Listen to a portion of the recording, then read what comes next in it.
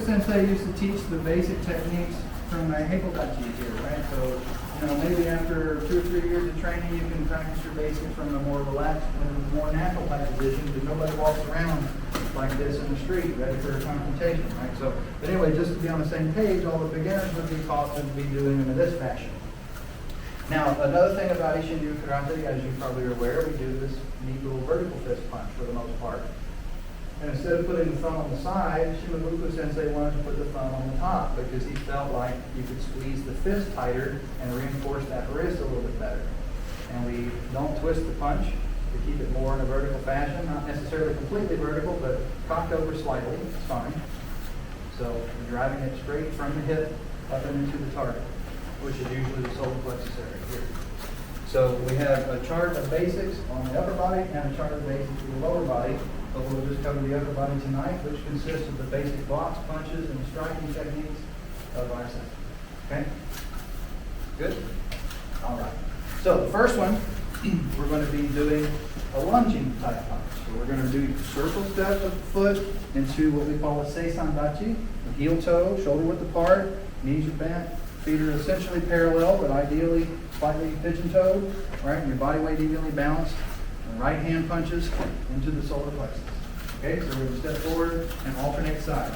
Ready? Ich, ni, san, shi, go. And go backwards now. Ich, ni, san, shi, go. Okay, questions on that one so far? So keep your feet straight at least. Okay, knees are slightly bent, we don't want to stiff leg. Okay, number 2, the lunging uppercut. So when we step in, instead of punching to the head with this type of a position, because it's easier to hit with the lower knuckles the higher up on the target you go, we turn it over and strike with an uppercut. But it's not like a hooking type uppercut in boxing. It's actually just a punch out to the head and recoil. Right? So we're going to step forward with the right foot. Ich, ni, san, shi, go. Back. Ich, ni, san, shi, go. Any questions on that so far? Pretty relatively simple. Number 3 is going to be a reverse punch. So we're going to step with the left foot and punch opposite side. Solar plexus for the target area. Okay? Ready? Ich, ni, san, shi, go. Back. Ich, ni, san, shi, go. Okay? Good. Number 4, reverse uppercut. Should really need an explanation for that. Step with the left and punch with the right. Ich, ni, san, shi, go. Back. Ich, ni, san, shi, go. And you'll notice that we don't try to time the step with the strike. We step the stance and then throw the technique. It's more balanced that way. Next one. Number 5 and beyond, that's where we start doing combinations of movements and put our blocking techniques in there. So the number 5 exercise is going to be a low block and a reverse punch. So we step with the left, walk from a crossover by the hip area, sweep it down like so, and counter with the reverse punch. If you block with the thumb up to the sky, you're going to hit more with the bone underneath here. And Shimabuku Sensei felt it was better to block with the back side of the arm because you have the flat side of both arm bones and the muscle here to help pad that. So it's a more solid object. So it's actually not completely straight. It's canted over a little bit. So if you block like this, you feel that bone, right? But here, that's the muscle. Right? Exactly. So it's a little bit sturdier that way, the back side of the arm. So we're going to step left, block left, punch right. Ich, ni, san, shi, go. And back. Ich, ni, san, shi, go. Question? too. A way to check to make sure that you're truly punching to the solar plexus is wherever you have your arm extended. Excuse me, I'll turn this way. If you think you've got your arm in the right height for the solar plexus, keep your elbow in place and bend your arm upwards. If you're touching yourself in the chin with your thumb, that's the right height. If you're up in the nose or the forehead, that's too high, right? Now we can hit anybody anywhere we want to, but for basic practice, Isshinryu sensei would use as a main target for the punches, punch to the solar plexus, and for the kicks, he kicks the groin most of the time. And there were some specialty kicks where he kicked to the joints and things. That's different. Okay? Next one. Do you have a question? Oh, okay. Next one is number 6. We're going to do a middle area forearm block. Keeping it blocking with the back side of the arm. This is going to be about a fist width away from the rib cage at the elbow. This is going to be about the same height as the shoulder at the fist. Okay? And this is about a 90-degree angle here at the forearm. And then from this direction, it's not completely straight because that leaves the outside edge of your bicep exposed, and the opponent punch could slip through and hit you in the shoulder, the bicep. So you want to angle this over ever so slightly so that your technique misses when you block. Okay? Left side step, left hand block, right hand punch. Okay, here we go. Each, knee, san, shi, go, and back, each, knee, san, shi, go. Gotta make sure your shoulder width apart. The narrower your stance is, and especially the taller you are, the easier it is to lose your balance. The taller people have to have a bigger base. So when we're doing the shoulder width apart, I know lots of people that are familiar with Isshinryu know of that. But a lot of times what people will do is they'll actually line up the outsides of their feet with the outsides of the shoulders. And that's not really, in my opinion, the best way to go about it. It makes you a little too narrow, in my opinion. So if you actually have the insides of your feet lining up with the outsides of your shoulders, that's better. Plus, I've had people that trained with me before who had some knee problems, and they felt like it was too painful on their knees to get that close to do these things. But when they widened their stance a little bit, it made it a little easier for them. So, anyhow, number 7 is very similar to number 6. It's also a middle area technique, but as opposed to blocking with the back side of the arm, now we're going to block with the open hand. So you turn it over and the edge of the hand here. You're sweeping through. So if the opponent attacks to the solar plexus, you're sweeping this through, or chopping even really, and grab on top and pull into a spear hand thrust. Okay? We're going to step with the left, block with the left, spear hand with the right. Okay? Ready? Each! Knee. San. Shi. Go. And back. Each. Knee. San. Shi. Go. Okay, so be mindful that when you block, you want the wrist to be straight. If you have the wrist hooked, it's harder to grab the person because you have to kind of straighten the wrist and grab them.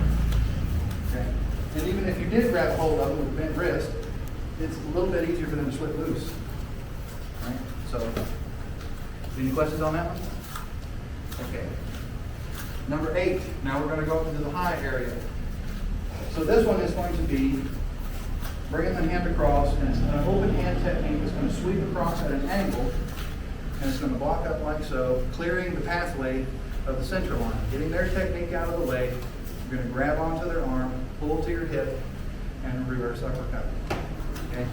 So we're going to step left, block left, and uppercut right. So the chin is the target on the uppercut. Ready? Left step. Each. Knee. San. Shi. Go. And back. Each. Knee. San. Shi. Go. Okay. I'm trying not to make you do too many repetitions because it's getting hot and everybody in here makes it even hotter. Okay? And I can show you how some of these techniques function if you'd like to see the application of them. It's fine. Just let me know. All right, raise your hand. We're doing the technique. Okay, number 9. Yes, sir. Maybe for our it's nice that you show like all the activities, and that's the application. Okay, so which one do you want to do? The last one. The last one. Okay, so in this case here, if he's punching through the face, Yeah. whichever, this comes at an angle here, as opposed to straight up. Obviously, we can walk straight up. That's our next exercise, in fact, with the forearm here. But if you're doing this, you kind of snuff your own technique, perhaps, for this next part. But what we like to do is when the punch comes, we're going to knock it off at an angle, pull here, so it off balances him, and you got it in there like that. So, make sense? Okay. So like I say, number 9 is going to be your standard high block, but instead of rotating it over, you're keeping it this way, you're blocking the back side of the forearm here. And you're going to kind of punch. Ready? Right. Eat! Knee. Time. Sheet. Go. Back. Eat. Knee. Time. Sheet. Go. These are simplistic, right? Yeah. You look at that karate was like no frills. It was just like get the job done kind of thing. And the Marines, they just loved it. They just flocked to it. It makes the style very charming. Yeah, very charming. You know, the Americans like to fight, and there's more to karate than fighting, but that's especially what the early guys like to do. No. Because it was a rough and tumble thing. Yeah. And by the way, if you didn't know, the founder of Isshinryu was one of 2 karate instructors, Okinawan teachers, who had a contract with the Marine Corps to teach karate to the Marines. It wasn't something that the Marines were required to do, but it was something that they wanted to provide for the Marines so they'd have something to do in their off times to kind of help keep them out of trouble. Which didn't always work. But at any rate, they had 2 judo instructors on staff, and they had 2 karate instructors. And the other karate instructor was the famous Weiki Kanye. And he serviced the Marine Corps camps a little further to the south. And Shimabuku Satsuo was in charge of like Camp Courtney and Camp Victorious and Camp Hansen and Camp Schwab in that area over there. So, and they had that contract system going that was pretty exclusive up until about 1966. And so it started in about 1960, actually it started in 58, but and then by 66, kind of in a way, it was less exclusive, and some of the more local instructors were teaching around the local bases. Yeah. But anyway, that's how that went. Now, we're on to number 10. So on this one, this is going to be your back fist strike and a reverse punch. So on this one, we step in, we're going to chamber the arm up like so, by the ear. This can double as a blocking technique. If someone were to throw a hook punch to the head, this covers this, and this is simultaneously the chamber for your back fist to the bridge of the nose. You're driving down, right? So this is Jodan Uchikomi, right? Driving down to the nose, and then the reverse punch to the solar plexus. Okay? So step left, and back fist left, punch right. Each! Knee! San! Sheep! Go! And back. Each! Knee! San! Sheep! Go! Okay. Question? No? Okay.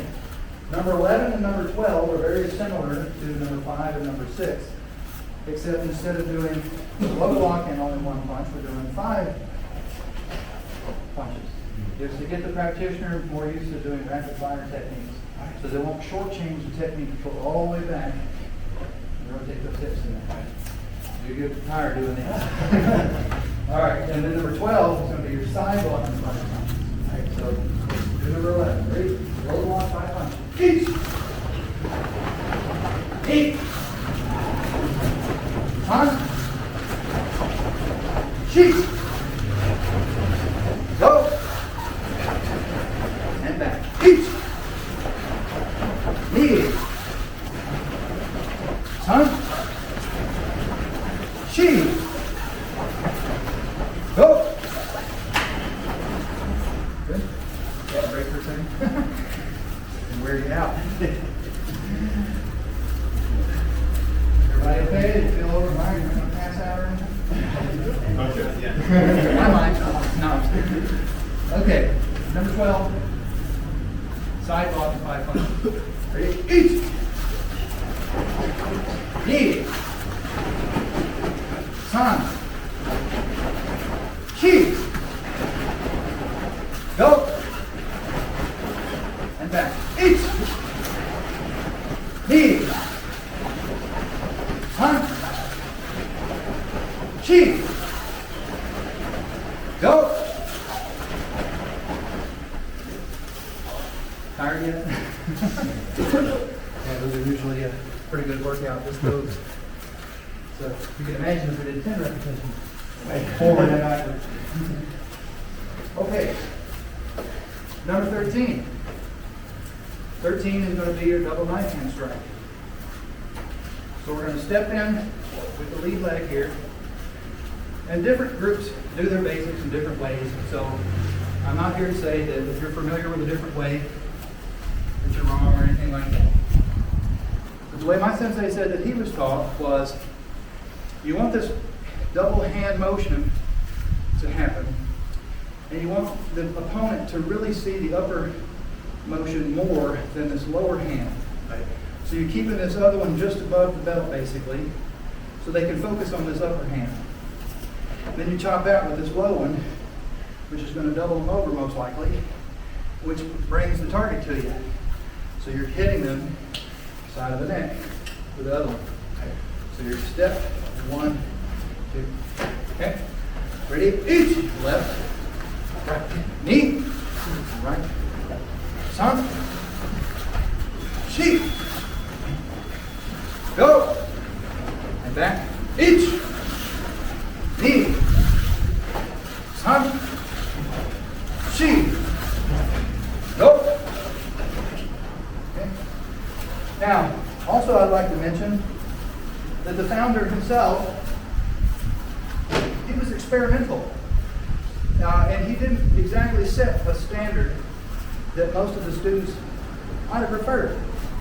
So it's kind of interesting in our style's history that the founder would do certain things for a period of time, and he'd tweak it a little bit. And he liked this technique, and then a few years later he maybe changed it to something else.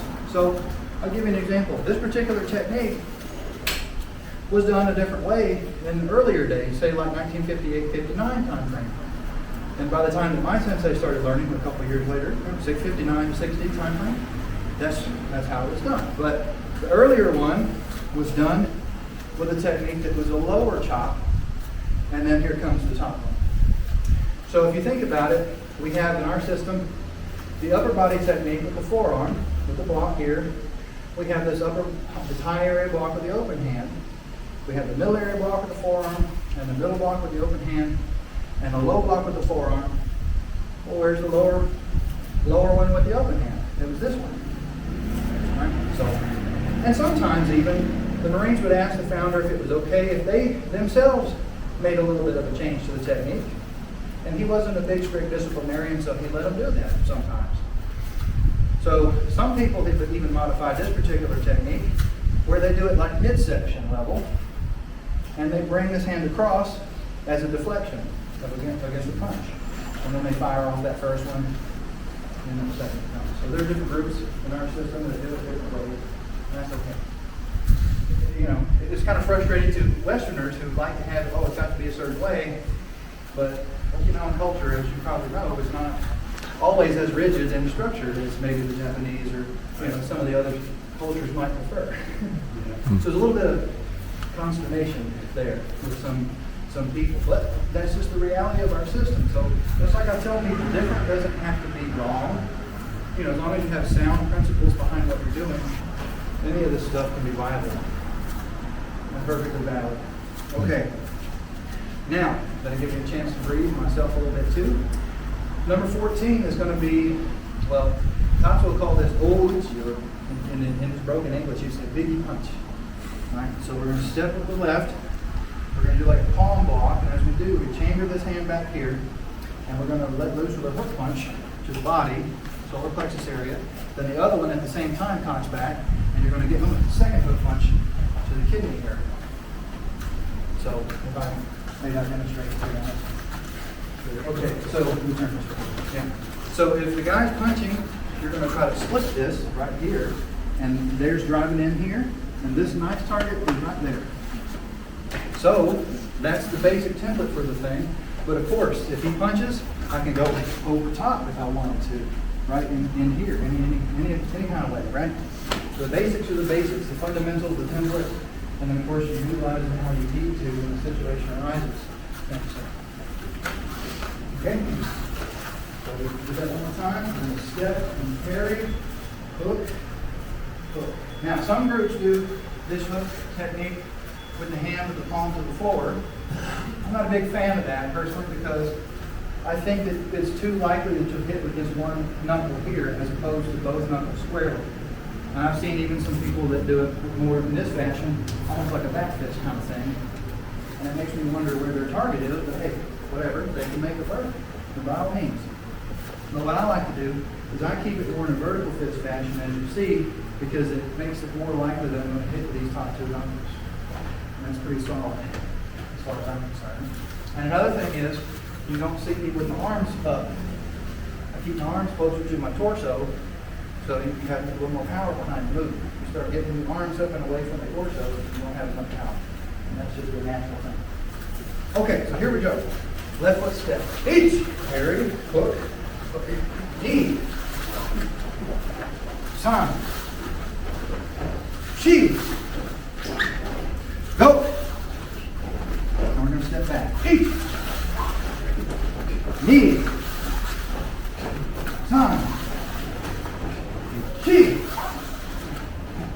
Go. Okay, now, according to Mr. Nicola, he started the hospital sensei in December of 1958, so he's one of the more senior American people that trained with the founder. He says it was he who decided to ask Master Shimabuku if they could put this palm block in there beforehand. And really that makes sense. I mean, it's good self-defense to do that. But originally, Tatsuo Sensei would just step in and wind up with this. You know, that's not necessarily the safest to do, but that's what he did. So he allowed a variety of things in the dojo, even if he himself did them slightly differently in his own training. Anyway, now we're on to the last one, number 15. Oh, we're making pretty good time here too. Number 15 is going to be a break from a bear hug, from a rear bear hug. So this one is going to be the T stance as opposed to a cat stance. Most Isshinryu people that I've talked to are not even really aware that the founder taught a T stance because they've heard cat stance all the time. Well, again, Tatsuo may have allowed the cat stance in his dojo, but what I've been able to confirm by talking to several of the first generation folks that trained with the master, that he actually taught T stances. So when we go back here, we have about the length of one of our own feet in between our feet, and the feet are perpendicular to one another, and the heel is raised. So the groin is a little further around to the side, and you're a little more balanced, whereas the cat stance would be perhaps more with the groin more forward, and the front knee cocked over perhaps too to help reflect the technique coming to the groin here. But really the balance is kind of iffy on this, right? You usually get knocked over backwards too easily. T-stance is a little more sturdy. So what we do here is we're going to step back, we're going to bring the hips forward. As we plant the heel downwards to the floor, we're going to give a hip thrust and hit to the groin with our hip. So hit the groin with the hip.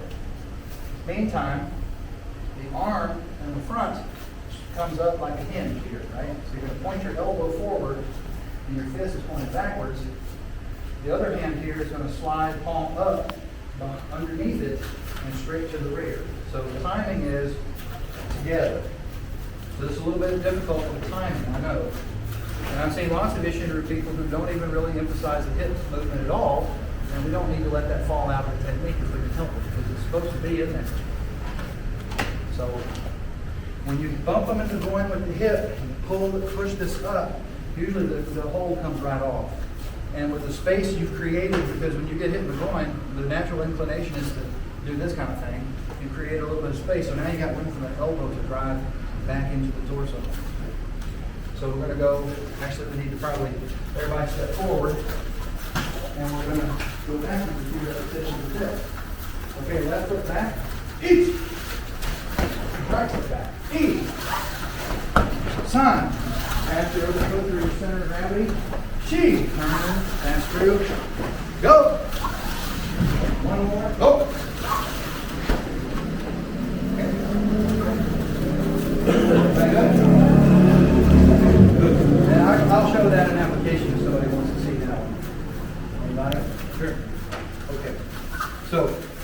got me in a bear hug from behind here, like so. And go ahead and clamp on it. All right, now, see, he's got a good high grip, which is good. And honestly, though, stepping to the rear is probably not the best thing to do because he may have his feet in here, so I may trip myself up if I do that. So really, in real usage, you might be want to step forward and turn. So I hadn't even bumped him with the hip yet, but see, it made me let loose of the hold. So if he's got that, if he's got this in here, this raises that up, right? So they'll break that hold. And then when I hit the hip, see how he went back? Boom, I get him with this. And I put them together, pretty solid technique. Okay. Any questions on that? Okay, well, that basically concludes this portion of the seminar. Now, I'm used to training on hardwood floor for the most part, but even when I had some mats in my dojo in my garage, they were like maybe quarter-inch mats, you know, so they weren't so thick. I'm not a big fan of working out on mats, but I do understand that it bothers people's feet and legs and knees if they don't really have a lot of time. So I'll do my best not to lose my balance, and I'll try not to make excuses for it. Okay, so I'm just going to demonstrate Isshinryu version of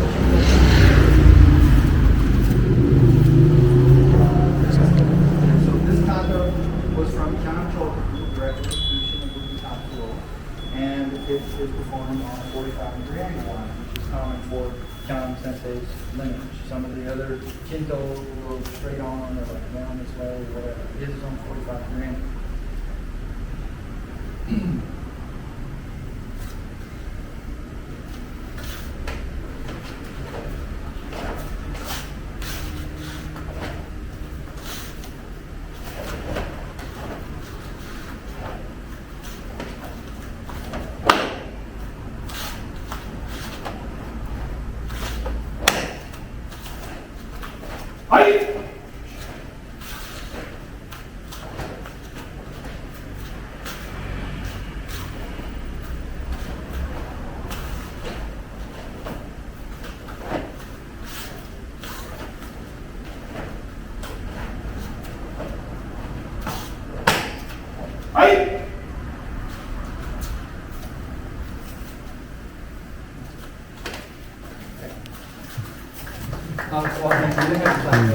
I appreciate it. Okay. So if you guys want to learn that, we'll take it slow from the top on those. Please. How do we want to stand? Let's see. We want to have everybody stagger again. Please. Round two. We're going to bow in. Now, the way Master Shimobuku taught this to most people was the left hand is open and the right hand's closed, and it's going to be up here in the chest area. And he would rotate it down, and then he would step over to a ready position. However, every bit of footage that we have of him, and we're fortunate to have a fair amount, he doesn't do that in his own practice. He just truncated that and started it here. So I like to mimic what the founder can be seen to do on the films, and that's why I do that. But even my sensei teaches it this way, like most other Isshinryu groups do. So anyway, we're going to go back on a 45-degree angle with this right leg. And we're going to be in this T stance here, on that line here. So this left hand's going to come over the top, and the left hand's going to come up and down. Okay? So you're going 1, 2.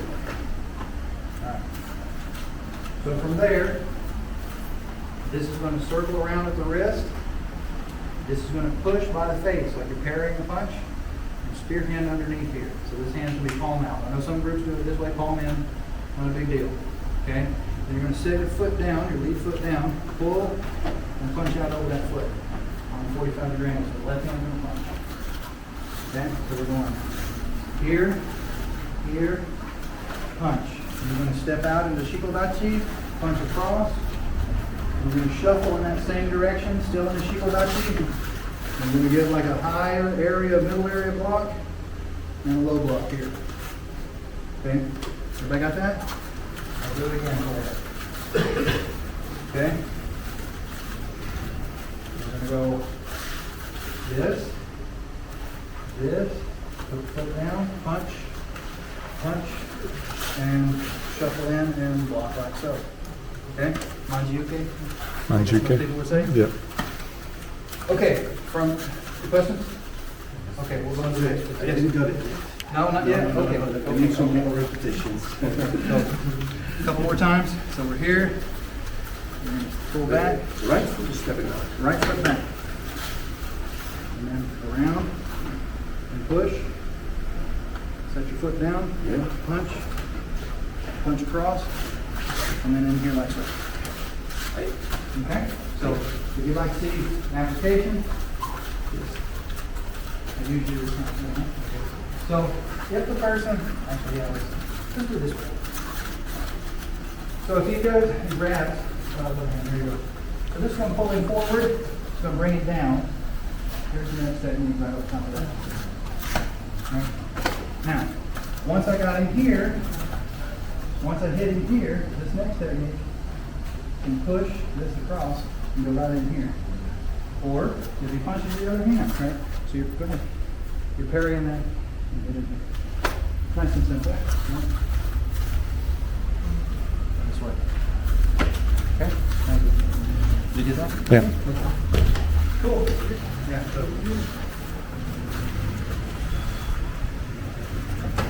Now the next part, I'll give you that. So if you have your right side forward, this works a little bit better. Okay, so remember, kata is just a series of self-defense techniques that have been put together in a pattern. They don't necessarily have to be connected to the preceding and the succeeding movement. And the only person who really knows the code, so to speak, is the person who made the kata. And you can't ask those folks, unfortunately. So it's guesswork a lot of times. So we try to stay to the movement and figure out what these folks are meaning or hoping to pass along, you know? So, but anyway, if I've done this part here, so I'm in this part of the kata. So I've slid in, here's this part in here on the neck, right? Takes it down over the thigh here. Now you can resist, right? If you're standing up normal, or tall, basically, right? And I'm trying to push on here, you can kind of resist me, right? But if that's only if I'm doing the one arm. But if I'm doing both, it's a lot more sturdy, right? So this one doesn't necessarily actively have to be blocking anything, but it's adding to the overall power of the technique. Make sense? Okay. So where were we here? We're going to go this, here, 1, 2, 3. Now, the next part, there's many groups in the system that just try to do like this centrifugal force type spin. And I probably can't even duplicate it, but they'll try to put this around like this and land back in the stance we should land in. And it's not really the greatest on your knee, especially if you have a surface like this where your foot might catch or something. But really, what's better, and what was shown to me by another first generation student, the founder, was that he pulled his foot in and turned into a more sturdy cross stance position so he could look.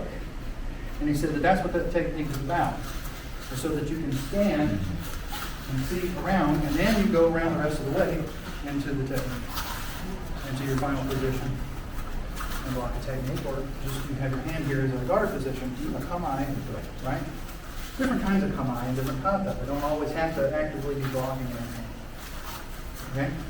All right, so we've done this. I pull the foot in and turn, and we bring this up and around. I land back in the say sign nuts. And then we give another one of these. And then we have that knee down getty, right? 1, 2. Okay? Now, that kick, say the guy punching to the face, goes through the chest, here. You guide it to the hip beat. 1, 2. And then if he's still there after I kicked him, this could be not a block, but a arm smash, punch going over the top of it. And if my foot happens to be behind him, it's going to knock him over probably. Right? And it's not overcomplicated. Thank you. So we're doing this. Right? And then here. And we're going to go back the other way and do one of these. Right? So a lot of people will say this is a jujuke, like a cross block or something. But if you have your hands apart a little bit too much, the more force behind their kick, it might spread your arms up and you still get kicked, right? So I do this more in a fashion that this is a low block, and the other hand is a punch riding over top of it. Now, This could be utilized against a kick coming in. If the front kick comes, you're going to smack them right in the shin bone on that stuff, okay, right? Mr. Vincula actually teaches it where the knuckles are stacked this fashion and hits with all 10 on that. Right? So that's a really good solid shot on that, all right? Mm-hmm. Yeah, you seen Mr. Vincula do that? Yeah. So, anyway, I'm doing this. So I've done the jump kick, here's this, right? All right. I'm going to turn around, as I said, and we're going this way. Now, we're going to turn back to this corner here. We're going to turn around. This is not so much a block, although some groups do it as a block. I'm really just chambering this hand for a punch. But the movement itself lends itself to being a block, and it potentially could be. So if they're punching at you as you're turning around, your arm intercepts it and knocks it off trajectory, and you fire off another technique into the ribcage. Mr. Vincula, for instance, though, he'll do like a double-handed, like an augmented type thing coming around, and then it goes that punch. And that's fine. Right? So anyway, there's that.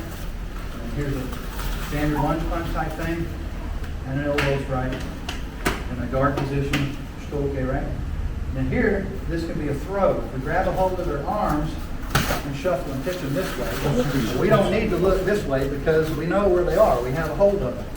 If we have another person over here, we wouldn't want to look back over here because we get blindsided, right? So this and then the pull, right?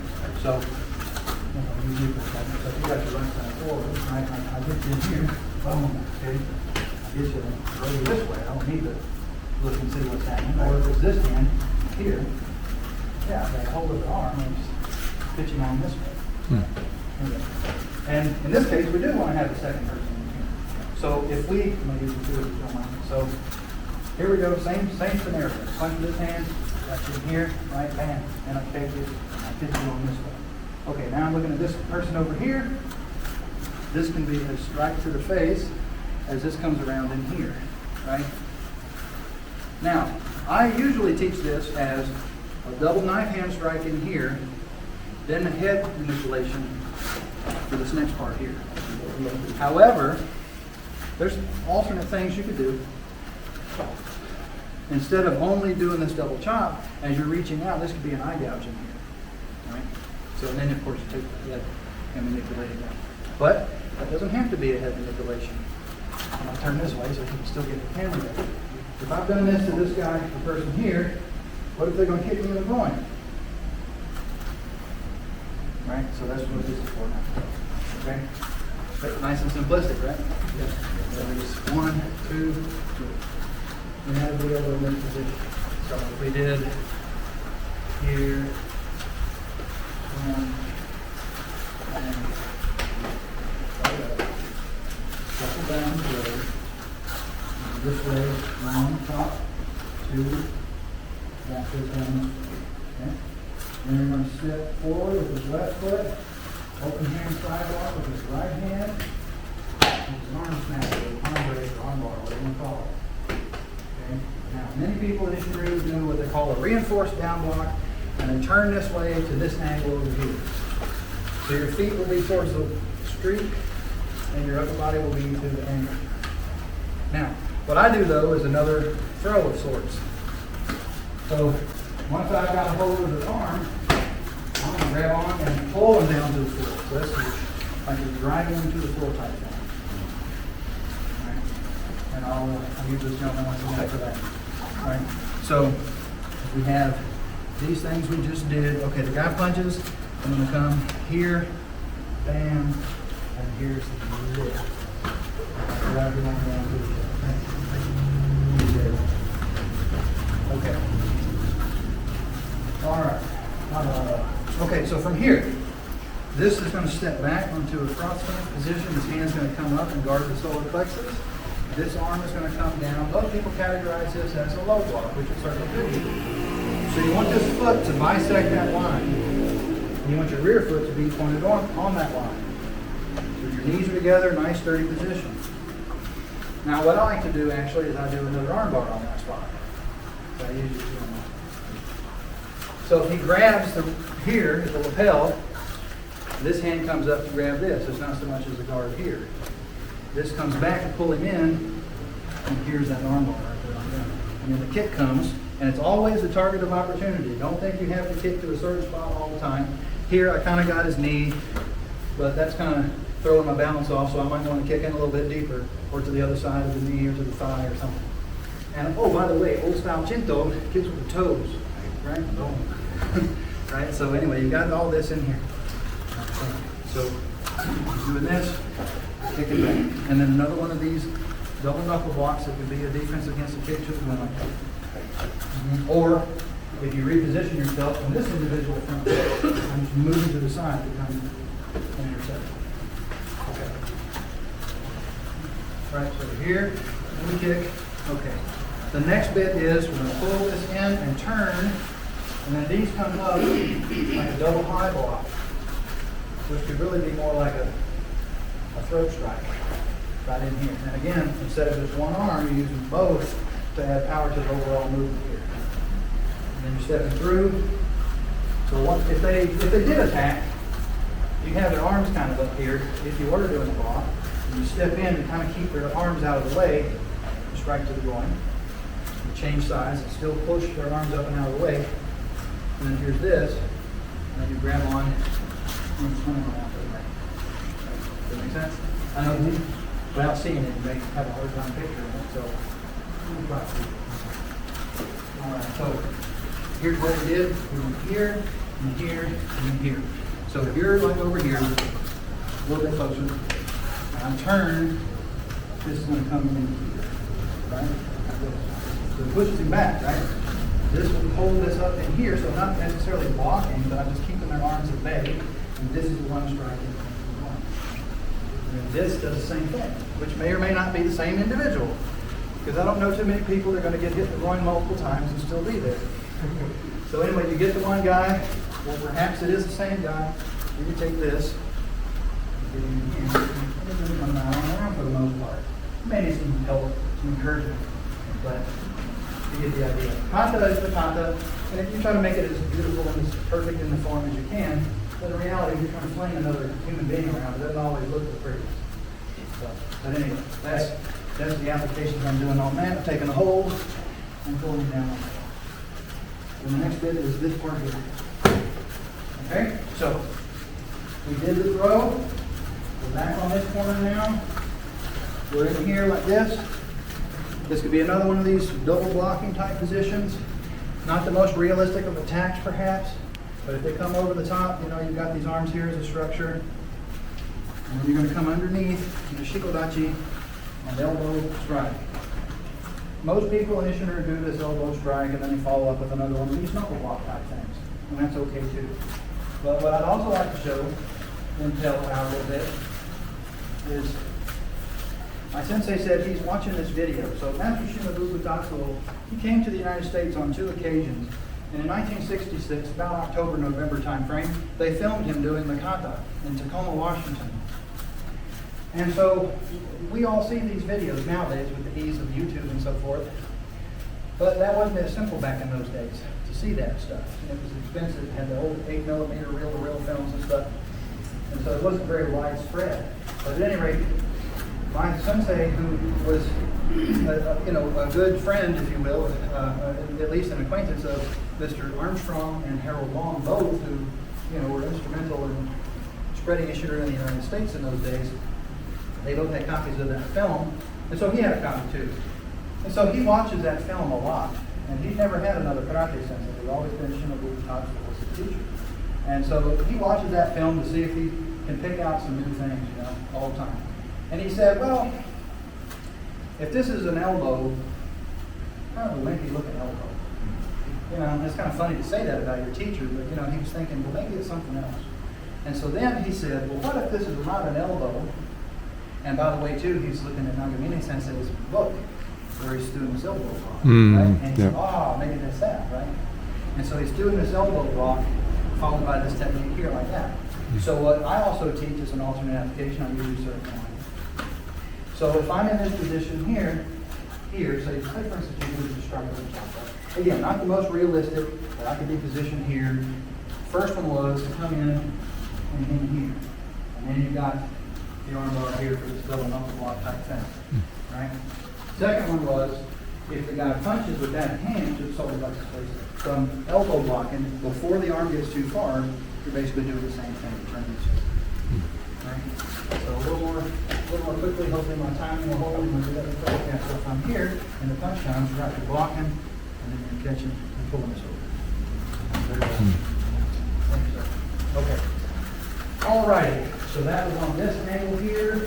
And pull that. Another one of these.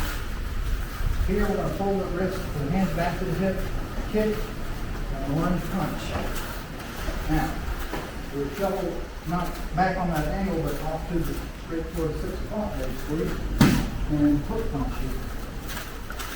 So if this person here, so if I've done this technique, he grabs a hold of me, front bear hug, for instance, I'm just going to stand there, I'm going to off balance him and pull him this way. And then here comes these pincers. Right? Yeah. So we did here, here, here, kick, punch, and then push. Okay. Block, arms come up and apart and back to the hip. When you return fire with the kick, we do the same thing the other angle. Block, hands come up to the hips, return fire with the kick. So what we're doing on this, I'll use this time. So if he is kicking, and then he tries to grab both hands actually, to reach out like I'm going to grab my hips. This spreads the hands apart, and then I'm coming back here, kind of jerks him forward a little bit, and then the kick comes. Right? So kick and then grab. We don't yeah, here and then like that. So it opens him up, and then there's the kick. Relatively simple. Because when you block somebody's kick or push it down, they're going to come forward, and that's probably what they're going to do next, is try to grab it. So we're just moving their hands away so they can't grab and kick. Okay. So like I said, we're doing this twice, here, and then towards this angle as well. Now the next part is unique to our group. We make it more pronounced than most other groups. Most people don't do it at all. We have this position where we come underneath like this, and then come forward. On the film, Master Shimabubu doesn't duck as pronounced as me because I'm taller and have longer limbs, but he's ducking nonetheless, and he does this. You ever seen that? You've seen the film with Shimabubu Sensei, right? Yeah. So you know he's doing that, right? He ducks. And if you ever wondered what that was, I'm going to show you. So, Josh, come on out there. Use you this time. All right, so if he is throwing a kick at me to the groin, I'm doing nothing more complex than moving my groin out of the way and catching it. Right? And then the higher I lift that sucker, now he's going to go. So it's a throw. Okay? It's nice and simple. Just get your groin out of the way and catching it over here. And the next part, I guess I'll use this time. I'll stay turn this one. Okay, so now, again, it doesn't have to be connected to the move we just did, but the next part, you punch with that hand, I catch it, so it's here, 1, 2, and here, and I'm turning a little bit instead of staying forward, then I'm going to kick, right? So again, whatever is open, if she would turn a little bit more the other direction, where it's more open, I kick over here, kick to the groin, whatever the case is. Okay, thank you. And then the last technique, so we go here and apart into the hips, kick, scoot under, smash, return, front kick, like we just did. The next part is this. Could be connected to the preceding part, but may not be. If the person is going to, you don't mind. So if he's going to reach to grab or punch or whatever, I'm just ducking underneath and punching him in the groin. Right? It's not all that complicated. Right? I know some short do, they punch him to the ground because they already got the guy on the ground. That's okay. Just a different way of doing things. Okay, so anyway, once we finish that kneeling punch like so, you just turn back up to attention, and that's the end of the kata. Any questions? I know we kind of zipped through it pretty quick, like I did with the other student there a moment ago. But this person is punching with the left hand, I'm catching this, breaking this, and then here's this kick, and then I can move this under the leg, and then I can go in and right over to the punch. So it could be the same person that you did this stuff just before. Make sense? Yeah. I mean, sometimes people want extensive or complex answers, and Not always is there one. Sometimes a punch is just a punch. Right, exactly. You know, Sometimes a punch is just a punch. right, you better down probably, a punch is just a punch, and a kick is just a kick, and a block is just a block. Well, yeah. I don't believe in complex techniques in a real life practice. Right. It has to be simple. Right, everybody knows, regardless of what system you do, it needs to be relatively simple so that the average person can do it, because if you can't do it, it's worthless. You have a stress reaction, you're shocked when you're attacked by surprise. Yeah. Now, again, another thing too perhaps is that because of the language barrier coupled with the short amount of time that most of the Americans had with the founder of this particular system, maybe they didn't get all he had to teach them. We'll never know that, sadly. You know? So he kind of streamlined it, if you will, so that they could get the high points of it. You know, and in that regard, it was a beauty of a system, you know? It worked really, really well. So, at any rate, about 1960, the Marine Corps shortened the tours for most of the units that were here. But previous to that, most of the people had maybe 14, 15 months on the island, with exceptions. Some of them were way shorter than that. But, and also depending on what unit you were attached to as well. But after 1960, most of the units went to about 12 months for the tours over here. That's about it, you know. Some of the guys, though, like Harold Mitchum and Mr. Vincula, John Barbashevitz, they were career Marines, so they were in the Marine Corps for longer periods of time, so they were able to come back on multiple occasions, or, depending on the unit they were attached to, stay here for a longer period of time at one stretch, like I was able to do, you know. So, but anyway, it's a very unique and interesting system, in my opinion, but sadly, it's almost extinct here. There's only 2 Okinawan instructors that were teaching this for the majority of the time, actually the entire time that I was here. And it was Weiichi Tsuyoshi up in Asato in Okinawa City, and Shimabuku Kichiro sensei, who was the founder's oldest son. And he's over in Uruma City and Kinaka. And Shimabuku Kichiro sensei, actually I found it out after I left, he'd already closed his dojo down in January of 2023. His wife had passed away earlier that month, and they've been married since the 60s, and that's very sad for him, of course. But he's also had some health problems, I've heard, and he intends to open the dojo again at some point in the future, but no one knows for sure when that will be. So in the present moment, there's only one Isshinryu instructor here, and even though I was here teaching, I didn't include myself in that count because, you know, I'm not Okinawan, and I was not going to be able to single-handedly continue the system here. You know, it needed to be in the hands of an Okinawan instructor, truthfully. So, although I did my best to popularize the system and to help people out, you know, I knew that regardless of how long I was going to be here, it was always going to be for a finite amount of time. So, at any rate, and then you're going to close down here and pull back. Right under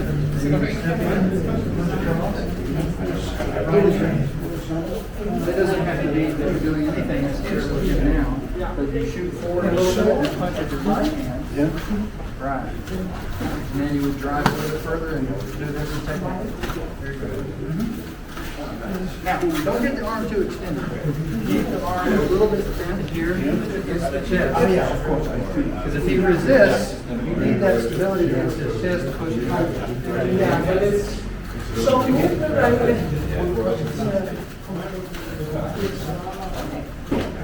I actually talked to a first-generation student several years back. Yeah. Unfortunately, he's pretty much passed away now. Yeah. He trained with Shimabuku Sensei in the late 60s, and he had a really unique move for this part here. I wish I could remember it, unfortunately. But it was like an arm bar. Like an arm bar. And Yeah. I can't duplicate it. I wish I could.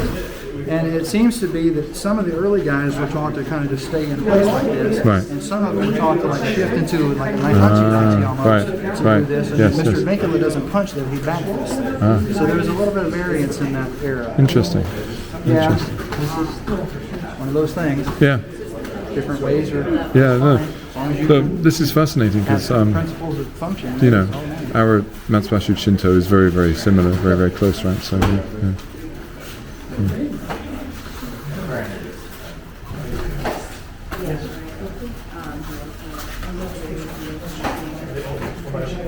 Okay, so I'm in here, she punches to the face. Nothing overcomplicated. Now, why do you have to circle the hand? I couldn't say, unfortunately. I wish I had a better example and reason for you, but that's what the person has to talk to do.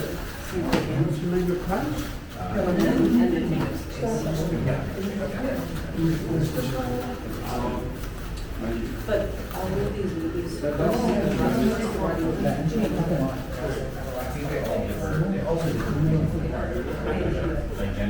Well, I guess you can do that. Well, if you have this along. To do it like you're central.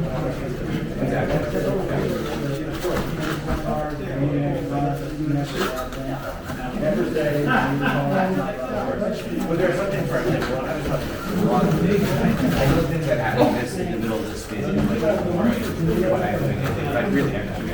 It's harder to get that edge, whipping around. So it's easier to hold it in your center, push around to go more controllable.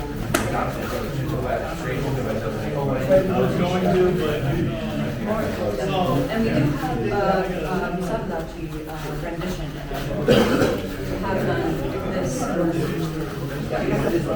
Yeah, so it's similar. But yeah.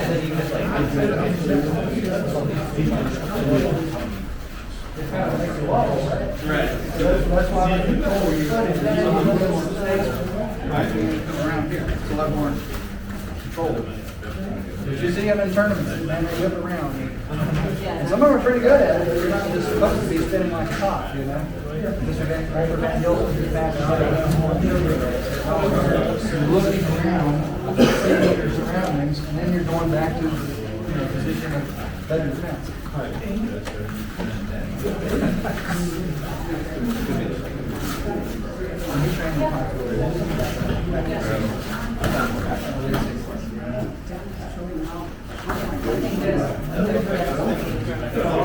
Yeah, if you stiff arm it, it's not that you can't take it down. If you have this, you cover more area. You put it back.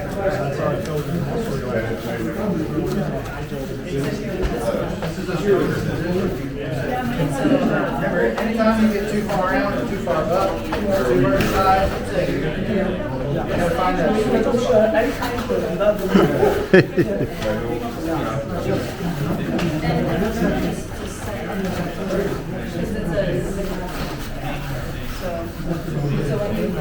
So if you tell me about it, and then Okay, so where we part?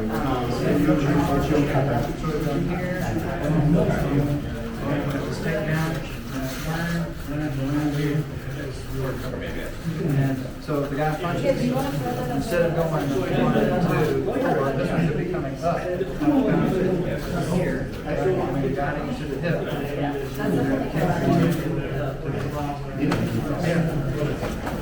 It doesn't have to be real high. This fold isn't too high. That's right in way.